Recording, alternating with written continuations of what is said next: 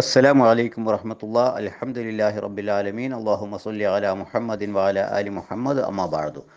സ്നേഹമുള്ള ഖുർആൻ പഠിതാക്കളെ, വിശുദ്ധ ഖുർആനിലെ സൂറത്തു സുഖ്റുഫിൽ നിന്ന് 36 മുതൽ 40 വരെയുള്ള 5 ആയത്തുകൾ ഇന്ന് നമുക്ക് പഠിക്കാം ഇൻഷാ അല്ലാഹ്. ആദ്യമായിട്ട് അതിൻ്റെ പാരായണം ശ്രദ്ധിക്കുക. أعوذ بالله من الشيطان الرجيم.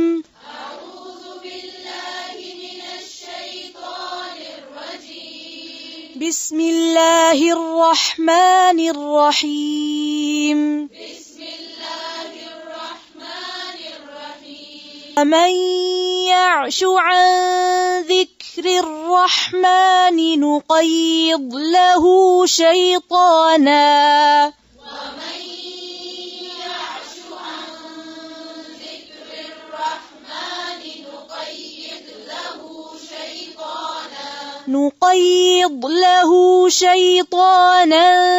فهو له قرين.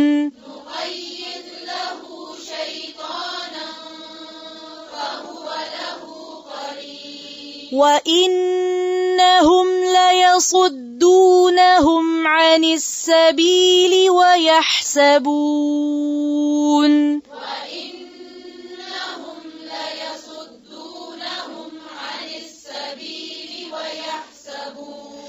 ويحسبون أنهم مهتدون.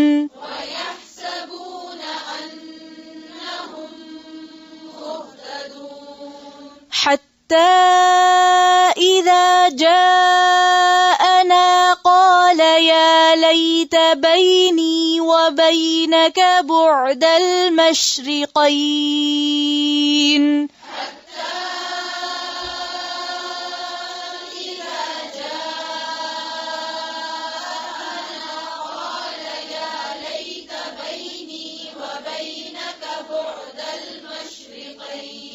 قال يا ليت بيني وبينك بعد المشرقين فبئس القرين.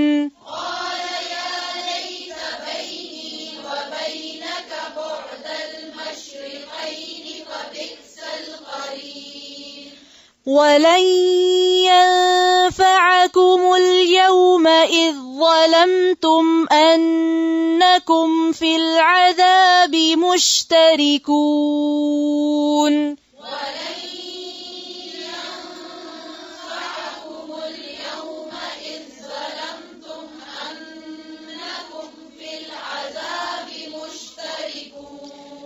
أفأنت تسمع الصم أو تهدي العمي ومن كان في ضلال مبين.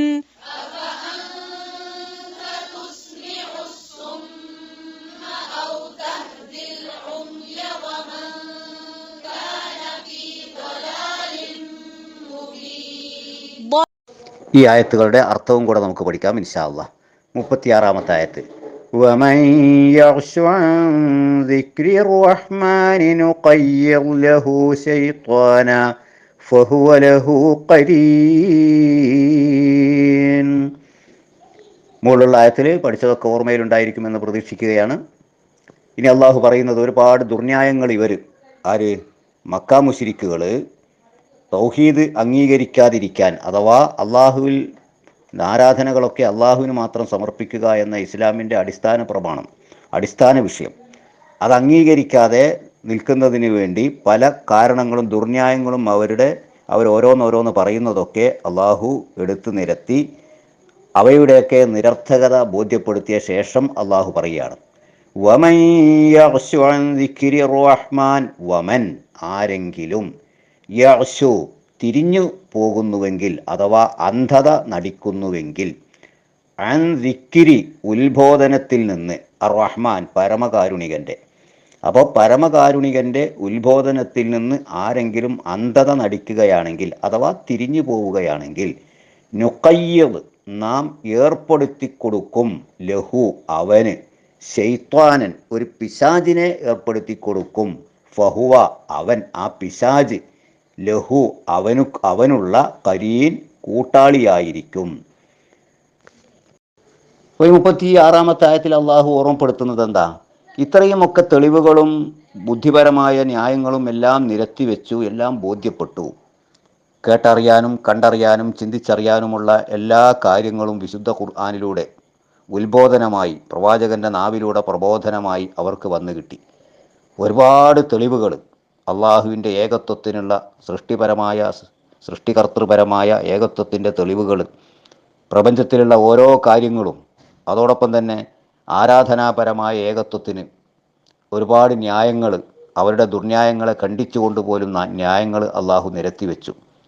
എല്ലാം നിരത്തിവെച്ചിട്ടും ഇതൊന്നും അംഗീകരിക്കാൻ ഇനിയും തയ്യാറാവുന്നില്ലെങ്കിൽ അവർക്കെന്ത് സംഭവിക്കുമെന്നാണ്. അങ്ങനെയുള്ളവർക്ക് പിന്നെ നാം ഒരു പിശാചിനെയായിരിക്കും ഇവിടെ അവൻ്റെ കൂട്ടാളിയായി ഒരുക്കി കൊടുക്കുക, അല്ലെങ്കിൽ തയ്യാറാക്കി കൊടുക്കുക എന്നാണ് അള്ളാഹു ഓർമ്മപ്പെടുത്തുന്നത്. കാരണം അങ്ങനെയാണല്ലോ, പിന്നെ അവർ എന്തായിരുന്നാലും അംഗീകരിക്കില്ല, എന്നാൽ പിന്നെ ശൈത്താൻ്റെ കൂട്ടത്തിൽ പോകട്ടെ എന്നാണ്. അടുത്ത ആയത്ത് 37. وَإِنَّهُمْ لَيَصُدُّونَهُمْ عَنِ السَّبِيلِ وَيَحْسَبُونَ أَنَّهُمْ مُهْتَدُونَ. വഇന്നഹും, തീർച്ചയായും അവർ, അതായത് ആ പിശാചുക്കൾ, ആ ശൈത്താന്മാരെന്ന് പറഞ്ഞാലോ ശൈത്താൻ, ആ ചെകുത്താന്മാരൊക്കെ, അവരൊക്കെ ലയസുദ്ദൂനഹും, അവരെ തടയുക തന്നെയാണ് ചെയ്യുന്നത്. യസുദ്ദു പറഞ്ഞാൽ തടയുക, അല്ല തീർച്ചയായും. ഹും അവരെ, ലയസുദ്ദൂനഹും തീർച്ചയായും അവർ അവരെ തടയുകയാണ്. പിശാചുക്കൾ മക്കാമുശ്രിക്കുകളെ തടയുകയാണ്. അനിസ്സബീലി, നേർമാർഗത്തിൽ നിന്ന്. സബീൽ എന്ന് പറഞ്ഞാൽ മാർഗം, അസ്സബീൽ എന്ന് പറഞ്ഞാൽ ആ മാർഗം, അതായത് നേർമാർഗം. അപ്പോൾ നേർമാർഗത്തിൽ നിന്ന് അവരെ തടയുകയാണ് ചെയ്യുന്നത്. വയഹ്സബൂന, അവർ വിചാരിക്കുന്നു, ഈ മക്കാമുശ്രിക്കുകൾ വിചാരിക്കുന്നു, അന്നഹും അവരൊക്കെ മുഹ്തദൂൻ, നേർമാർഗം പ്രാപിച്ചവരാണ്, അല്ലെങ്കിൽ നേർമാർഗം പ്രാപിക്കുന്നവരാണ് എന്ന് അവർ വിചാരിക്കുകയും ചെയ്യുന്നു. അപ്പോൾ ഇതാണിപ്പോൾ 36-ാമത്തെ ആയത്തിൽ 37-ാമത്തെ ആയത്തിൽ അള്ളാഹു ഓർമ്മപ്പെടുത്തുന്നത്. അപ്പോൾ എത്ര തന്നെ തെളിവുകൾ വന്നാലും അത് അംഗീകരിക്കാതെ, അതൊന്നും ഉൾക്കൊള്ളാതെ പിന്തിരിഞ്ഞ് കളയുകയാണ് ചെയ്യുന്നതല്ലോ. അങ്ങനെ ഉള്ളവർക്ക് പിന്നെ ഉള്ളത് എന്താണ്? അവർക്ക് പിശാചിനെ ഏർപ്പെടുത്തി കൊടുക്കും. ആ പിശാച് അവരെ നേർമാർഗത്തിൽ നിന്ന് തടയും. എന്നിട്ടോ ഇവരാണെങ്കിൽ വിചാരിക്കും ഞങ്ങളാണ് നേർമാർഗത്തിലായത് എന്ന്. അതെന്നും ഇസ്ലാമിൻ്റെ ശത്രുക്കളുടെ ഒരു സ്വഭാവമാണ്, അല്ലെങ്കിൽ സത്യത്തിന് എതിര് നിൽക്കുന്നവരുടെ ഒരു പ്രത്യേകതയാണ്, അല്ലെങ്കിൽ അവരുടെ ഒരു സ്വഭാവമാണ്, അല്ലെങ്കിൽ എന്താ പറയുക, അവർക്കുള്ള ഒരു ആശ്വാസമാണ് ഞങ്ങളൊക്കെ നേർമാർഗത്തിലായിട്ടുണ്ട് എന്ന്. പിശാചിൻ്റെ പണി അതാണ്. എല്ലാ തിന്മകളെയും അലങ്കൃതമായി നന്മയായി കാണിച്ചു കൊടുക്കും. എല്ലാ തിന്മകളെയും, അങ്ങനെ എല്ലാ തിന്മകളെയും നന്മയായി കാണിച്ചു കൊടുക്കും. പിശാചിൻ്റെ പ്രവർത്തനമാണത്. മനുഷ്യ ശരീരത്തിന് ഹാനികരമായ വസ്തുക്കളാണെങ്കിൽ പോലും ഇപ്പോൾ നീ ഇത് ഉപയോഗിച്ചോ, അല്ലെങ്കിൽ ഇപ്പോൾ നീ ഇത് ചെയ്തോ, അതുകൊണ്ടൊന്നും അത്രയൊന്നും വലിയ അപകടമൊന്നും വരാനില്ല, അത് നമുക്ക് അതിന് വേണ്ട എന്തെങ്കിലും മറുമരുന്ന് ചെയ്തിട്ടുണ്ടെങ്കിൽ അത് ശരിയാവും. ഉദാഹരണത്തിന് മദ്യപിക്കുന്നത് പിശാചിൻ്റെ ദുർബോധനം തന്നെയാണ് മദ്യപാനം. ആ മദ്യപിക്കുന്നത് തെറ്റാണ്, അത് ശരീരത്തിന് ഹാനികരമാണ്, അപകടകരമാണ്, പല മാരകമായ രോഗങ്ങളും വരും, മരണത്തിന് പോലും കാരണമാകും എന്നൊക്കെ അറിയാവുന്ന മനുഷ്യൻ, എന്നാലും പിശാച് അവൻ്റെ മനസ്സിൽ തോന്നിപ്പിക്കുകയാണ് അത് സാരല്ല എന്നത്, അതിന് മാത്രമൊന്നുമില്ല, ചെറിയ അപകടമൊക്കെ ഉണ്ട്, സാരല്ല, അതിനൊക്കെ ഉള്ള ആരോഗ്യപ്പം നിനക്കില്ലേ, വേറെ ഭക്ഷണമൊക്കെ കഴിക്കുന്നില്ലേ, അതൊക്കെ അതിലങ്ങോട്ട് ശരിയായി പോകുന്നേ, അതൊന്നും അത്ര വലിയ പ്രശ്നമാക്കേണ്ടതില്ല, നിനക്കതിനൊക്കെ താങ്ങാനുള്ള ആരോഗ്യം ഇപ്പോൾ നിനക്കുണ്ടല്ലോ എന്ന് തോന്നിപ്പിക്കും പിശാച്. ഓരോ തെറ്റുകളും അങ്ങനെ തന്നെ, എല്ലാ തിന്മകളും ചെയ്യുമ്പോൾ പിശാച് തോന്നിപ്പിക്കൽ അങ്ങനെയാണ്.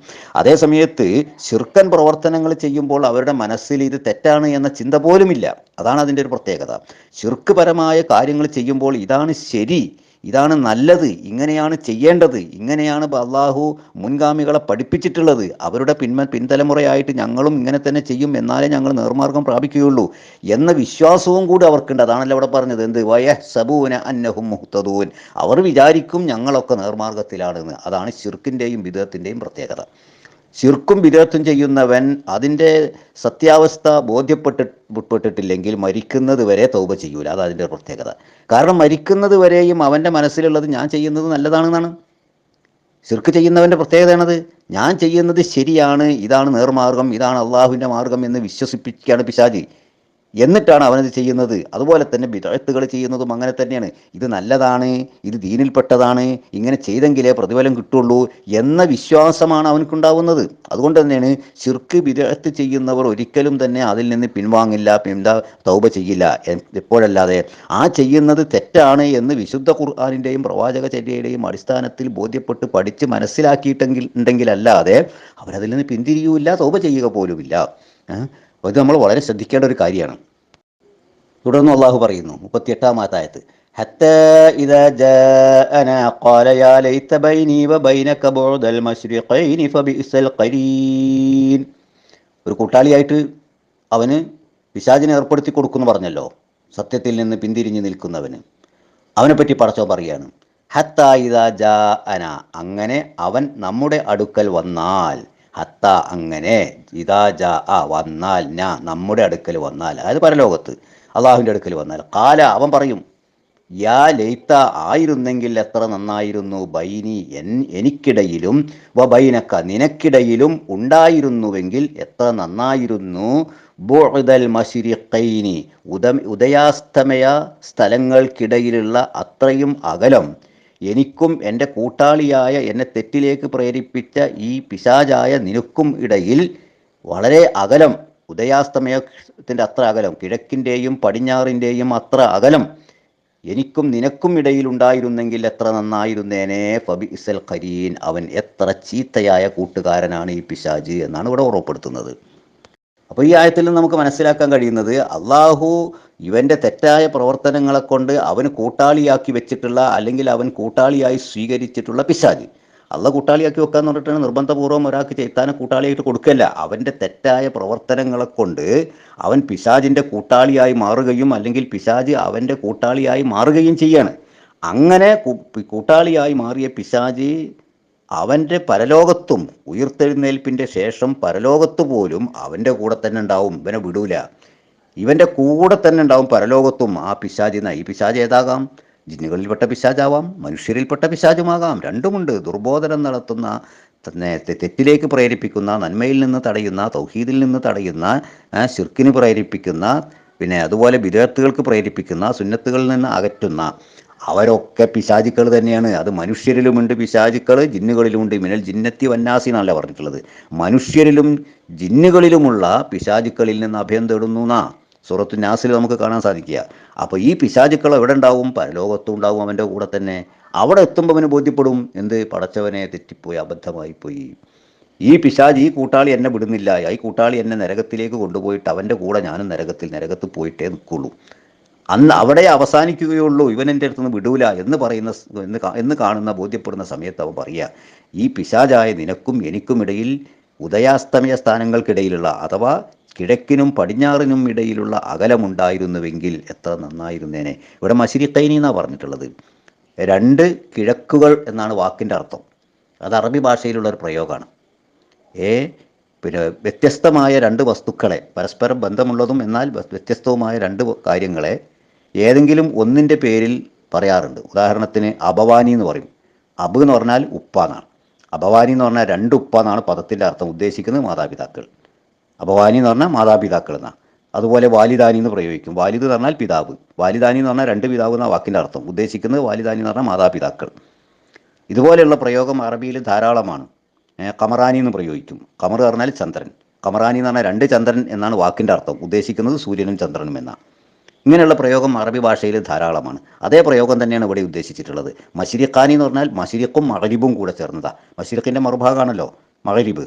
അപ്പോൾ ഇങ്ങനെ വ്യത്യസ്തമായ രണ്ട് ഭാഗങ്ങളിലുള്ള, അല്ലെങ്കിൽ രണ്ട് ആശയങ്ങളിലുള്ളതിനെ, എന്നാൽ പരസ്പര ബന്ധവുമുണ്ട്, അങ്ങനെയുള്ളതിനെ ഏതെങ്കിലും ഒരു പദം ഉപയോഗിച്ച് അതിൻ്റെ ദ്വിവചനമായിട്ട്, മുസന്നയായിട്ട് പ്രയോഗിക്കുക എന്നുള്ളത് അറബി ഭാഷയിലുള്ളൊരു ശൈലിയാണ്. ആ ശൈലിയാണ് ഇവിടെ. അപ്പോൾ മശ്രിഖൈനി എന്താ, രണ്ട് കിഴക്കുകൾക്കിടയിലുള്ളത്, രണ്ട് കിഴക്കുണ്ടാവില്ല, അപ്പോൾ ഒരു കിഴക്കും ഒരു പടിഞ്ഞാറും. അപ്പോൾ കിഴക്കിൻ്റെയും പടിഞ്ഞാറിൻ്റെയും ഇടയിലുള്ള അത്ര അകലം നമ്മൾ തമ്മിലുണ്ടായിരുന്നു, നന്നായിരുന്നേനെ എന്ന് പിശാച്, അല്ല മനുഷ്യൻ, ഈ തെറ്റിലേക്ക് പോയ, ശിർക്ക് ചെയ്ത മനുഷ്യന് അവിടെ പരിതപിക്കുന്ന ഒരു ദിവസം, കൈകടിക്കുന്ന ദിവസമാണ്. അള്ളാഹു കാത്തുരക്ഷിക്കട്ടെ. 39-ാമത്തെ ആയത്ത്, വലൻ യൻഫഅകുമുൽ യൗമ ഇദ് ളലംതും അന്നകും ഫിൽ അദാബി മുസ്തരികൂൻ. തുടർന്ന് പറയുന്നു, വലൻ യൻഫഅകും, നിങ്ങൾക്ക് ഒരു തരത്തിലും ഉപകരിക്കുകയില്ല, അൽ യൗമ, ഇന്ന്, അന്ത്യദിനത്തിലെ, ആ ഖിയാമത്ത് നാളിലെ, മഹ്ശറിലെ, ഒരു നിലക്കും നിങ്ങൾക്ക് ഉപകാരം ചെയ്യില്ല, ഉപകാരപ്പെടില്ല. ഇദ് വലംതും, ഇത് വലംതും എന്നാണ്, ഇതാംശിയാണ്. ഇദ് വലംതും, നിങ്ങൾ അക്രമം പ്രവർത്തിച്ച സ്ഥിതിക്ക് ദുനിയാവിൽ വെച്ച് നിങ്ങൾ അതിക്രമം അല്ലെങ്കിൽ അക്രമം പ്രവർത്തിച്ചവരാ. ഏതക്രമം? അള്ളാഹു അല്ലാത്തവരെ ആരാധിക്കുക അല്ലെങ്കിൽ ആരാധനകൾ അള്ളാഹു അല്ലാത്തവർക്ക് സമർപ്പിക്കുക എന്ന അക്രമം. അശ്ശിർക്കു ദുൽമുന്നാണല്ലോ, ഇന്ന ശിർക്കല ദുൽമുൻ അദീം എന്നാണല്ലോ. തീർച്ചയായും ശിർക്ക് ഏറ്റവും വലിയ അക്രമമാകുന്നു. ആ അക്രമം നിങ്ങൾ ദുനിയാവിൽ വെച്ച് പ്രവർത്തിച്ച സ്ഥിതിക്ക് നിങ്ങൾക്കിന്ന് ഒരു ഉപകാരവും കിട്ടുകയില്ല.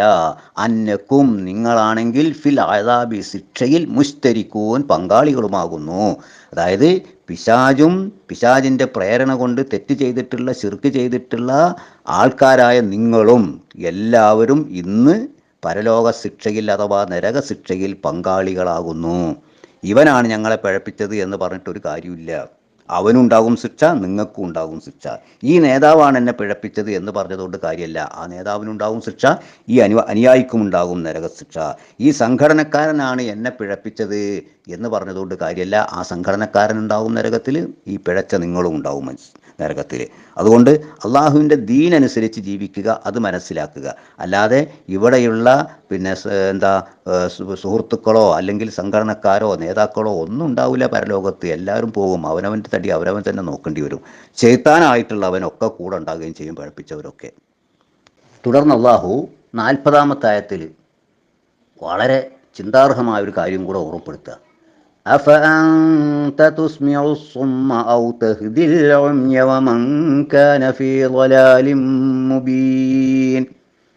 അള്ളാഹു പറയുക, പ്രവാചകൻ സല്ലല്ലാഹു അലൈഹി വസല്ലമയോട് ചോദിക്കുകയാണ്, അഫ അന്ത അതല്ല നീ, തുസ്മിഉ കേൾപ്പിക്കുമോ, കേൾപ്പിക്കാൻ നിനക്ക് കഴിയുമോ, അസുമ്മ ബദിരനെ കേൾപ്പിക്കാൻ നിനക്ക് സാധിക്കുമോ, ചെവിട് പൊട്ടനെ, ചെവി കേൾക്കാത്തവനെ കേൾപ്പിക്കാൻ നിനക്ക് സാധിക്കുമോ, ഔ തഹിദി അല്ലെങ്കിൽ മാർഗദർശനം നൽകാൻ നിനക്ക് കഴിയുമോ, വഴി കാണിച്ചു കൊടുക്കാൻ നിനക്ക് കഴിയുമോ, അൽ ഉമ്യ അന്ധരെ, കണ്ണ് കാണാത്തവരെ അവർക്ക് വഴി കാണിച്ചു കൊടുക്കാൻ നിനക്ക് കഴിയുമോ? രണ്ടും കഴിയില്ല. വമൻകാന ഫീ ളലാലിൻ, വമൻകാന ഒരുത്തനെയും ആയവനെയും, ഫീ ളലാലിൻ വഴികേടിലായവനെയും, മുബീൻ വ്യക്തമായ വഴികേടിൽ ആയവനെയും നിനക്ക് നേർമാർഗത്തിലാക്കാൻ സാധിക്കുമോ? ഇത് വലിയൊരു ചോദ്യമാണ്. ഇവിടെ നേരത്തെ പറഞ്ഞല്ലോ, ഇവരെ എന്ത് ചെയ്തു? ആദ്യം വിശുദ്ധ ഖുർആനിൽ നിന്ന് അവർ പിന്തിരിഞ്ഞു പോയി, പല ന്യായവും പറഞ്ഞിട്ട്. അങ്ങനെ വിശുദ്ധ ഖുർആനിൽ നിന്ന് പിന്തിരിഞ്ഞു പോയിട്ട് കണ്ണ് കാണാത്ത ഒരവസ്ഥ, നന്നായി കാണാത്ത, ഒരല്പം മാത്രം കാണാൻ സാധിക്കുന്ന മങ്ങിയ കാഴ്ച മാത്രമുള്ളവനെ പോലെയായി മാറി. അതാണ് ഇവിടെ 36-ാമത്തെ ആയത്ത് പറഞ്ഞത്, വമൻ യഅ്ശു അൻ ദിക്രി റഹ്മാൻ എന്ന് പറഞ്ഞത്. പരമകാരുണികൻ്റെ ഉത്ബോധനത്തിൽ നിന്ന് പിന്തിരിയുകയാണെങ്കിൽ അവനാ, ആ പിന്തിരിയ എന്ന് പറഞ്ഞതുകൊണ്ട് ഉദ്ദേശിക്കുന്നത് അവിടെ അന്ധത നടിക്കുകയാണെങ്കിൽ, കണ്ണ് കാണാത്തവനാവുകയാണെങ്കിൽ പിന്നെ അവൻ എവിടെത്തിച്ചേരും? ആ അന്ധതയിൽ അവനങ്ങനെ മുഴുകിപ്പോവുക. ആ അന്ധതയിൽ അവനങ്ങ് മുഴുകിപ്പോയിട്ട് പിന്നെ അവൻ അവസാനം വെറും സുമ്മാകുകയാണ്. സുമ്മ എന്ന് പറഞ്ഞാൽ പൂർണ്ണമായി അന്ധത ബാധി, പിന്നെ കേൾവിയില്ലാത്തവൻ, ബധിരനായിപ്പോയി. അതുപോലെ തന്നെ അമ്യമായി മാറി. ഒമ്യ എന്ന് പറഞ്ഞിട്ടുണ്ടെങ്കിൽ അന്ധനും. അപ്പം അങ്ങനെ തിന്മകൾ മാത്രം പ്രവർത്തിച്ച് നന്മകളെപ്പറ്റിയൊന്നും കേൾക്കാതെ, മനസ്സിലാക്കാതെ, ചിന്തിക്കാതെ അങ്ങനെ ആ മനുഷ്യൻ പൂർണ്ണമായി അന്ധത ബാധിച്ചവനെ പോലെ, പൂർണ്ണമായും ബധിരത ബാധിച്ചവനെ പോലെ, പൂർണ്ണമായും വഴികേടിൽ അകപ്പെട്ടവനായി മാറി. അങ്ങനെയുള്ള ഒരുത്തനെ പിന്നെ പ്രവാചകരെ നിനക്ക് കേൾപ്പിക്കാൻ കഴിയുമോ? പിന്നെ നിനക്കവർക്ക് വഴി കാണിച്ചു കൊടുക്കാൻ കഴിയുമോ? ഇത്തരത്തിൽ വഴികേടിലായവന് സത്യത്തിൻ്റെ പാത അവർക്ക് കാണിച്ചു കൊടുക്കാൻ കഴിയുമോ? സാധ്യമല്ല, അതുണ്ടാവില്ല എന്നാണ് ഇവിടെ ഓർമ്മപ്പെടുത്തുന്നത് അള്ളാഹു പ്രവാചകനെ ഓർമ്മപ്പെടുത്തുന്നത്. ഒരേ സമയത്ത് അള്ളാഹുവിൻ്റെ റസൂല് സ്വല്ലല്ലാഹു അലൈഹി വസല്ലമക്കുള്ള മനോവിഷമത്തിന് അള്ളാഹു നൽകുന്ന ഒരു ആശ്വാസവുമാണ്. അതേ സമയത്ത് ഈ എത്ര തന്നെ സത്യം കണ്ടാലും അംഗീകരിക്കാത്ത ഇത്തരക്കാരുടെ അവസ്ഥയെ സംബന്ധിച്ചുള്ള വിശദീകരണവുമാണ് ഈ ആയത്തിലൂടെ അള്ളാഹു ഓർമ്മപ്പെടുത്തുന്നത്. അങ്ങനെ കണ്ണ് കാണാത്ത, ചെവി കേൾക്കാത്ത, സത്യം തിരിച്ചറിയാത്ത എത്രയോ ആൾക്കാർ ലോകത്തുണ്ട്. എത്ര തന്നെ തൗഹീദ് പറഞ്ഞു കൊടുത്താലും അത് ഉൾക്കൊള്ളാൻ തയ്യാറാവാത്ത എത്രയോ ആൾക്കാർ ലോകത്തുണ്ട്. പ്രത്യേകിച്ച് എന്തിനേറെ പറയുന്നത്, മുസ്ലിങ്ങൾക്കിടയിൽ പോലും അള്ളാഹു അല്ലാത്തവർക്ക് നേർച്ചയും വഴിപാടുകളും പ്രാർത്ഥനകളും വിളിച്ചുതേട്ടവും ഇസ്തിഹാസയും സമർപ്പിക്കുന്ന എത്രയോ ആൾക്കാരുണ്ട്. ഇതെന്താ ഏശാത്തത്? എത്ര പറഞ്ഞിട്ടും സ്വീകരിക്കാത്തത്? സംഭവം തന്നെ വിശുദ്ധ ഖുർആനിൽ നിന്ന് അല്ലെങ്കിൽ അള്ളാഹുവിൻ്റെ ഉത്ബോധനത്തിൽ നിന്ന് അവർ മാറി. പാട്ടുകളും കാലകളും കീലകളും കഥകളും പെരുപ്പിച്ച കറാമത്തിൻ്റെ കഥകളും മറ്റുമാണ് പറഞ്ഞു കൊടുക്കുന്നത് മുഴുവൻ. അതുമാത്രം കേട്ട് വളരുന്നൊരു സമൂഹം. വിശുദ്ധ ഖുർആനിൽ നിന്ന് അവർ പാടെ അകന്നുപോയി. എപ്പോഴെങ്കിലും എന്തെങ്കിലും ഖുർആനിൻ്റെ ആയത്തുകൾ ഓതുകയാണെങ്കിൽ തന്നെയും അത് ദുർവ്യാഖ്യാനം ചെയ്തുകൊണ്ട് തെറ്റായ കാര്യത്തിന് വേണ്ടി തൗഹീദിന് വിരുദ്ധമായ അല്ലെങ്കിൽ ശിർക്ക് ചെയ്യുന്നതിനുള്ള തെളിവായിട്ട് വിശുദ്ധ ഖുർആൻ ഓതിക്കേൾപ്പിക്കുന്ന ഒരവസ്ഥ, അതൊക്കെയാണ് ഇപ്പം മുസ്ലിം സമൂഹത്തിൽ വന്ന് ഭവിച്ചിട്ടുള്ളത്. തുടർന്നുള്ള ആയത്ത് വളരെ ഗൗരവമുള്ള കാര്യങ്ങളാണ് ഇനി പറയുന്നത്. അള്ളാഹു അത് നമുക്ക് തുടർന്ന് പഠിക്കാം ഇൻഷാ അല്ലാഹ്. സത്യം മനസ്സിലാക്കുക, ഖുർആൻ പഠിക്കുക, അത് ഉൾക്കൊള്ളുക, വെറുതെ വായിച്ചു പോകാനല്ല, അത് ഉൾക്കൊള്ളുക, ജീവിതത്തിൽ ഉൾക്കൊള്ളുക. അള്ളാഹുവിനെ വിട്ട് അള്ളാഹുവിൻ്റെ കൂടെ ഒരാളെയും ആരാധനയിൽ പങ്കാളിത്തം ഇല്ലാതെയാക്കുക. ആരാധനയിലൊന്നും അള്ളാഹു അല്ലാത്ത ആർക്കും പങ്കാളിത്തം നൽകുകയില്ല എന്നുള്ള ബോധ്യം ഉണ്ടാവുക ഏറ്റവും വലിയ തിന്മയാണത്. ഏറ്റവും വലിയ തിന്മയാണത്, ഏറ്റവും വലിയ അക്രമമാണത്. ഇതിൽ നിന്ന് വിട്ടു നിൽക്കുക. അള്ളാഹു മുത്തഖികളുടെ കൂട്ടത്തിൽ നമ്മളെല്ലാവരെയും ഉൾപ്പെടുത്തി അനുഗ്രഹിക്കുമാറാകട്ടെ. വസ്സലാമു അലൈക്കും വറഹ്മത്തുള്ളാഹി.